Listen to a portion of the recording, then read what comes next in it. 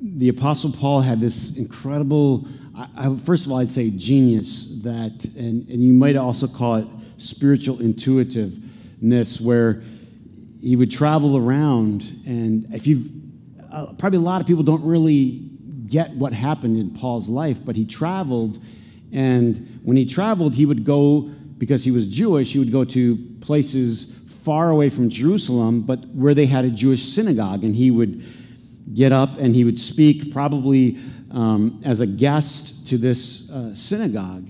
And of course, when he did, he would speak from the scriptures, because all his Jewish brothers and sisters were there, and they deeply respected the scriptures. And then he would expound and teach from there. But as Paul traveled further and further towards Rome, actually, to his west, he got farther and farther away from Jerusalem, and there wouldn't be synagogues. So he would just go out into the courtyards and the marketplaces. So like if you read in Acts, he's just out in the marketplace, and basically they didn't care what people were doing in the synagogue, and they didn't care what the scriptures said. So Paul would stand up at like Mars Hill, which is now still a famous place in the center of Athens, a mountaintop where the Acropolis is, and right next to it is a place called Mars Hill, and they had all these statues, and he said, "See this statue?" And he would start to expound. It was a statue to an unknown God. And he said, "I want to talk to you about this statue." And then he would go on, and then he would quote, not the scriptures, he would quote their own Jewish prophets and poets.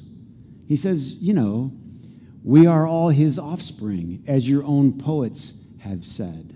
So in other words, I think as you move through your spiritual journey in life, one of the things that happens is, first, you start to see God in a lot more places than you could when you were young. Have you found that to be true? You can find God on a fishing trip. You can find God in all kinds of places. And the other thing is you start to notice God even in difficult things, even in painful things. Man, I guess I'll never hear that song the same way when I think about blue and red being mixed together. To me, the blue is the sky of heaven, and the red is the blood and the tears of loss and suffering. And the truth is, all of our lives are purple. The truth is, life is some mixture, if you're willing to be open to it. And that's what we're going to talk about today. Because we're going to go through the stages of grief and loss. And I want to read them to you. I want to go through them. And first thing I want you to do is relax, because this is not something you're supposed to check off. How many people like to check things off? Who likes to just get it done? Get the list and bang it out. 1, 2. Huh? Who feels great when you got the whole list done at the end of the day? You sit back on the porch. Man, does it feel good to check them off. Ready? You're not going to be able to check these off. So don't get them on your checklist.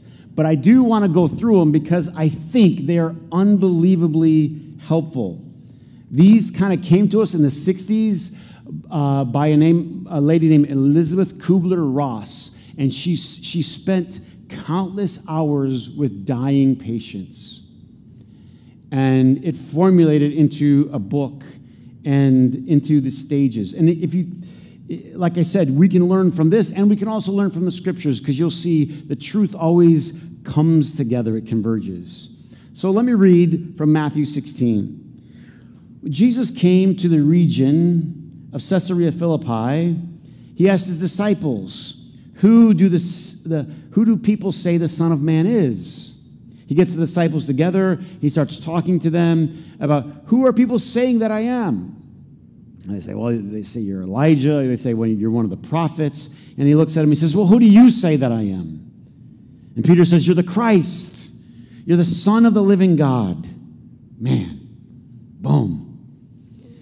And Peter, just like you and me, can get it in 1 minute and not get it the minute. Is this true? Have you found this to be true? Like halfway you know it and halfway you have no clue. Peter says, you're the Christ, you're the Son of the living God. And Jesus goes on, and he says, from that time on, Jesus began to explain to his disciples that he must go to Jerusalem and suffer many things at the hands of the elders, the chief priests, and the teachers of the law, and that he must be killed. That he must be killed. And on the third day, raised to life. Peter took him aside, and he began to rebuke him. Anyone here ever rebuked? Come over here for a minute. Jesus, let me explain a few things to you about how life really works. Because in Peter's mind, this was not part of how things were supposed to go. Does anyone here ever kind of set up a game plan in your mind about how your life's supposed to go? Well, we're going to do this, and then this is going to happen, and then this will work out. And my mom told me this years ago. She said, people plan and God laughs. Isn't this true? We get it all figured out in our head. This will happen and this will happen. But you and I really have so little control over what's going to happen in our life. But Peter did not want this to happen. Peter expected something completely different. And he says to him, never, Lord, this is never going to happen to you. And of course, Jesus turned to Peter and he says, you're a stumbling block. You don't have in mind the things of God. You don't have in mind the things of God. You have in mind the things of men. Good question for you. What's in your mind? What's in your mind? Is it the things of God or the things of men? That doesn't mean do you think about church all the time, or it means something way deeper than that. It means, are you thinking along the lines of how God thinks about things? Or are you thinking along the lines of how us humans think about things? Loss, suffering, dying. Humans don't look at that and go, great. We are programmed to avoid pain, loss, and suffering at all costs. A while back, I did a book study with some friends of mine, and these guys, we were reading a book, and a key part of the book was for us to grow, we had to go through suffering. They hated the book. I thought for sure these guys are going to love it because this is so much about growing. But people don't want to hear that. What we want to hear is all you have to do is never miss church and everything's going to be wonderful. We want to hear if I do these 4 steps, you're always going to have a good job, your kids are always going to be healthy, and you're always going to be loved. And life doesn't work that way. So, the first thing Jesus teaches Peter is you can't live in denial. Here's the stages. Ready? Denial, anger, bargaining, depression, acceptance. We're going to go through these over the next few weeks, but don't check them off on a checklist. Don't try to follow them. Because as we say, you don't follow the steps of grief, they follow you. They just unfold in your life. One day, you're just going to be mad, so mad. And then you'll be able to come back to this and go, oh. A lot of times what happens is we start to later on recognize that our anger was really part of our grief process. Think about it. Some guy got the job you wanted to get. You're angry. Or you can say, oh, it's fine, it's wonderful, but deep down you're angry. You were supposed to get that job. What are you mourning? You're mourning the loss, what you didn't get. And so you can find these in all types of areas of your life, but don't try to follow them, don't worry about them, but just understand them as they unfold. And here's Peter, classic example of denial. Complete denial. Anyone here ever been in denial about something in your life before? Oh, man, we're so good at this. Whoever here has been in denial about your weight? Don't raise your hand. But here's what you do. You just, for a while, you know it's not going the right direction for you, so you avoid the scale. That helps. You don't avoid the kitchen, you avoid the scale. Does this see it? So here's the way I'm going to fix this. I'm not going to know. And in my head, I'm going to tell myself it's that old number that used to pop up there, right? And deep down, you know there's no way. There's no possibility. But what your mind, and this is what we do to ourselves, we just think, if I don't ever see it, if the number doesn't hit me, I'm good. So instead of walking by the scale, we make a detour to the kitchen for some chips. Who loves chips? I love chips. Oh, do I love chips? Huh? So in life, one of the things we do that's financially, things aren't going right. They aren't going well. So instead of going to the mailbox, opening that Visa bill that just they couldn't even fold, they couldn't even get it folded. It's just the envelope's trembling like this, ready to burst. We don't go and look at it and take a hard look at what have I been spending my money. No, instead, go to the mall. Because it's something so stressed out. If you think I'm far from the truth, I'm not far. It's like this will relieve this. This will take this away from me. And what are we doing? We're in denial. We're perpetuating reality, right? I'm just going to push it off and push it off. And one of the things that, and by the way, when it comes to dying and grief, it's not like this is a bad thing. You're human, I'm human. Most of us live most of our life in some form of subtle denial. Another guy in the 60s wrote an entire book about it. I believe he won a Pulitzer Prize, and the book was entitled The Denial of Death. He said, we've built our entire culture on denying. You just do it to survive, right? Now, I'm not saying that, boy, it would be healthy if you just walked around every single day just moping, with an I'm nearly dead sign over your head. But wouldn't our culture perhaps do better if we were a little more in tune to the reality of loss of all kinds, including our own physical death? Now, I'm going to step out I'm no expert, but I'm going to try to employ the expertise of some who have written before, because I will have to wade through these territories myself. But I remember conversations as a child growing up where you were parents and others were trying to decide, can the child handle this death? Do they go in or do they stay home?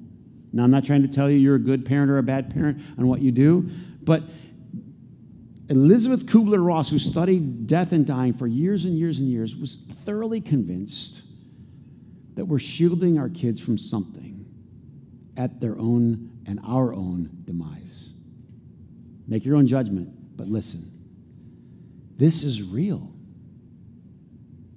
Can you think back to one of the first traumatic experiences that you had as a kid? Wasn't it Old Yeller?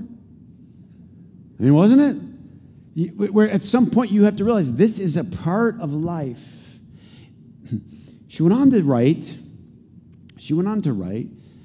that she's, over the years, heard different things that people would say, such as a child that dies, and some well-meaning person, and by the way, when people lose someone, people always say, what do I say? I go, you don't have to say anything. Anything, but don't you need to just kind of give a couple of scriptures? Probably not. If they ask for some, go digging. What people need are not your words and your wisdom. People just need your presence. Your presence. Most people, when they lose someone, they're in shock.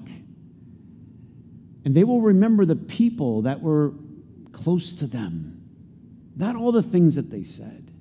If you remember the story of Job, when Job loses his family, his friends come around him, and for 7 days they all sit together and they all say nothing. It's the silence, it's the sitting, it's the presence. It's not all the quick answers and cliches. She said, it became a cliche or a thing to say. His parents lost their child, and they said, well, maybe these well-meaning people, I suppose, came and said, well, maybe God loved them so much that he just wanted to take them. Now, what kind? She said, I think these people ended up for years later having to unpack this cruel God. Almost like a cruel parent that would steal one child from another, say, well, I'm so needy, I have to take this. The reality is, loss, death is a part of life. It just is. I'm not saying I have easy answers about how to handle this with children, but I will say this. She's thoroughly convinced that this was unwise to hide from children. Why? Because kids know things. Have you ever realized this? Kids know things. You say, oh, no, boy, they pick up on things. And what happens is you deny them the grief that they need. And so it just gets shoved down. One of the big parts, as we're going to go through the series, is some of the ailments, some of the problems in our society is facing is because we haven't been good at grief as a society. We shove it down. And because we shove it down, we have a lot of anger in our world. Anybody seen some anger out there? Not going to deal with it. What is anger? Anger is a rollover emotion. Think of it. It's a rollover emotion because you're angry at something. Well, I'm angry at this person, the way they drive. But usually you just have to keep asking a few more questions. But why? Why do I care about how that guy drives? Why do I care if he gets to the stoplight 0.4 seconds before me? Honestly, there's no logic to it. But what we have to realize is something's brewing underneath. Something's deeper. It's a rollover. And so every good therapist will do this. They'll take the thing apart like reverse engineering, and they take it apart until they get to the root issue. And 9 times out of 10, it's grief. It's a loss. And the problem with loss is this. It's not going to get fixed. I tell people this all the time. The stages of grief are like waves in the ocean. They just come. They kind of come out of nowhere, and they just crash over you, and then they subside, then they pull away. But if you love someone, they're never going to go away completely. And deep down, do you want them to? But what it does as you grieve, if you grieve well, is you don't allow that to control your life anymore. There's a difference. Your life can still have meaning and fruit and happiness and hurt. As we said last week, the resurrected Jesus had the scars. They were still there. They weren't erased. And so we deny. It's normal. But over time, reality will set in for us. You know, reality starts to set in for all of us. I think we start to realize I can't throw the football the way I used to throw the football. You know, I can't run up and down the stairs the way I used to run up and down the stairs. And it's as if our culture is making a specialty out of trying to deny that we are aging. And let me just say something that's so important. Do you realize in the scripture, they genuinely believed and talked about the wisdom of those that were aging? In our culture, we're doing the exact opposite. We're celebrating youth. It's like, who are our heroes? Some person that can make on their cell phone some crazy video, and they're 14 years old, and they're billionaires, right? And we're just like, oh, look at, and I don't have any axe to grind. I'm just telling you, if you take a step back, people would go, what? These are the role models? The ancient wisdom of Scripture said there is a time to be born, there's a time to die. There's a time to gather stones, and there's a time to scatter stones. As if there's a time to collect stuff in your life, there's a time to get rid of stuff. Think about that. I was talking to someone yesterday, part of Orchard Grove, and they said, you know, I put all my belongings in a 16 by 18 foot, that's all I got. It's a transition part of life. All of these things are wake-up moments for us that we aren't going to live forever. Now, is there hope? Well, of course. Jesus says, and then I will be raised again. I will be raised again. And so Scripture talks about we haven't even conceived of what is ahead, what is beyond. I was trying to explain it this way. You know, Charlie has this incredible vocabulary. People tell me that all the time. You know, I did a wedding yesterday. She has an incredible, I have no idea because she's just Charlie to me, and she says whatever she says, and I'm always blown away what she says. But she has this incredible vocabulary, and so you might think that because she has this vocabulary, because she can put sentences together, that she can reason. But she cannot. It's very different. Can she put a sentence together? Does she have a vocabulary? Yes. Can she reason? No. You have in mind the things of God or the things of men. A lot of times, God's on a different plane. And what grief and loss and suffering do, if we allow it to, it allows us to break through to a different plane. People that have experienced loss are oftentimes, if they grieve well, they're changed. And they're changed for the better because they have to transcend to a different level. We were at the wedding last night, and Charlie wanted to get on the little trampoline. They had all this stuff for kids. So she was in heaven last night, going from one thing to the next, and she got on this trampoline, and she hadn't spent much time on a trampoline, just a little bit. So she's getting her groove, getting her little bounce on, and then all these kids started getting on there. And how many have ever been on? It's one thing to be on a trampoline by yourself. It's a whole other animal when everyone else gets in there, right? And now she can't tell when the bump's coming. She's totally disoriented. Kids are on there. Next thing you know, they flopped her on her diaper. Next thing you know, she's on her head, and these kids are bouncing her all over. And I'm thinking, when do I intervene, right? She's bouncing like a little ping pong ball all over this thing. And she'd try to get up, and they'd bounce her back down. And I thought, that's it. That's exactly what grief is. You can't even tell when the next bump's coming. The ground underneath your feet is shifting. And it's like one thing, if everything's steady, okay, I know to get up, and I know I can stand here, and I know I can walk over there. And her old mind is saying, I will just stand up, and I will just walk to the exit. But she stood up, and the next thing you knew, the ground shifted again, and she was what? Back on her rear end, back on her head. Isn't that what grief does to us? Isn't that what life does to us? It shifts the ground underneath you. Peter would take a long time, but he got through it. And as you know, Peter became a leader in the movement of Jesus. So much so that legend has it, we don't know this for sure, but Peter was crucified, and he asked to be crucified upside down. The man who ran and denied and was so afraid embraced it in the end. And you know, the Apostle Paul did too. Because when Paul came to the end of his life, he said, the time of my departure is at hand. Man, I really thought about this series a lot because I thought, people, they're never going to come back to church if I talk about this for 5 weeks. But you know something? If you took the time, if I took the time, just for a minute, not 24 hours a day, but for a minute or two, to contemplate your own death. It's like, I can't even believe it came out of his mouth. He said it. But here's the crazy thing. It's the one thing that's going to happen for sure in your life.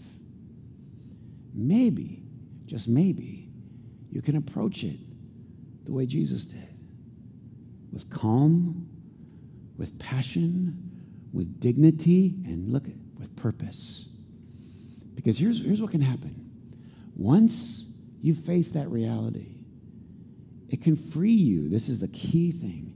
It can free you to live like you've never, ever lived before. It doesn't put you in a little hole and say, no, I just go bury my... No. What it does, because what did Jesus do? Because he knew this. Jesus could live his life with absolute abandon and purpose because he knew what God's plan was for him, what his purpose was. Avoiding death was not on the table. It's not on the table. It's not on the cards for you either. But living your life, that is. And once you face this, you come to the place where you go, I'm ready. I can live my life to the absolute fullest. Someone came to me last week. I loved it. Stopped by my house. They were on their bike. And they said, Chris, you know, my wife and I were talking, and we weren't sure that we understood everything you were saying last week. And I said, and we had a good conversation. And I said, let me just simplify it. You're going to die. And you should think about it, not avoid it. Where that takes you, because a lot of what people want to do in life is they want to avoid the most obvious things in life. And denial never helps the situation. Denial won't help you lose weight. Denial won't help you get right financially. Denial won't help you fix broken relationships. And denial will not help you live your best life. When the story's over, when Peter finally gets it, remember, after the resurrection, they reunite. And Jesus and Peter have this conversation. And he says to Peter, Peter, do you love me? And he says, oh, Lord, you know that I love you. He says, feed my sheep. What's he doing? He said, there's purpose for you. There's something for you to do. Peter, do you love me? Lord, you know that I love you. Feed my lambs, right? What is God saying to you? He's not saying, oh, you should be morbid and walk. No, that's not what facing death is about. It's not about being morbid. It's about having purpose with your life. To say, you know what? I am going to die. I might as well get to living. Huh? Who wants it to be their legacy? Oh, you never missed a Monday night football game on the couch. Nothing wrong. I watched my share of football. But is that the legacy? Or is it the legacy that I did something with my life? I used the days and the minutes and the hours to feed God's sheep, whatever that calling is for you. That's what it means to step out of the denial and to live your life to its fullest.